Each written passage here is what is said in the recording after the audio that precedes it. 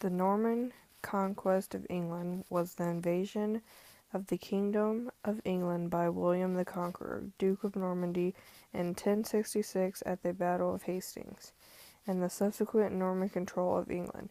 It is an important event in English history for a number of reasons. The conquest linked England more closely with continental Europe through the introduction of a normal aristocracy, thereby lessening Scandinavian influence.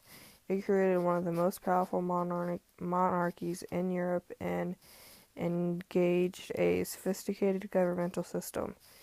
The conquest changed the English language and culture and set stage for rivalry with France, which would continue intermittently until the 19th century. It remains the last successful military conquest of England. Normandy is a region in northwest France, which in the 155th years prior to 1066 experienced extensive Viking settlement. In the year 911, French ruler Charles the Simple had allowed a group of Vikings under their leader Rollo to settle in northern France with the idea that they would provide protection along the coast against future Viking invaders. This proved successful, and the Vikings in the region became known as the Northmen, from which Normandy is derived. The Normans quickly adapted to the culture, renouncing paganism and converting to Christianity. They adopted the language of their new home and added features from their own Norse language, transforming it into the normal Norman language. They further blended it into the culture by intermarrying with local population. They also used the territory granted them as a base to extend the frontiers of the duchy to the west territory, including the Bessin, the peninsula, and the Channel Islands.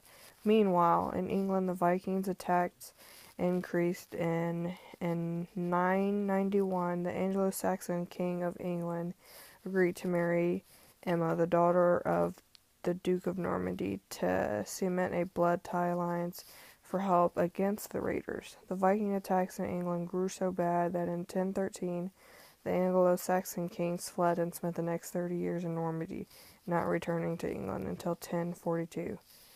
When the Anglo-Saxons, King Edward the Confessor died a few years later in 1066 with no child and thus no direct heir to the throne, it created a power vacuum into which three competing interests laid claim to the throne of England.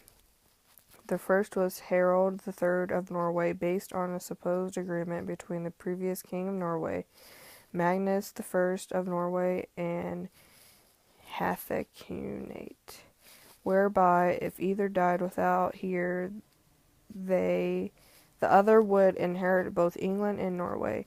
Second to the English throne was William, Duke of Normandy, because of his blood ties.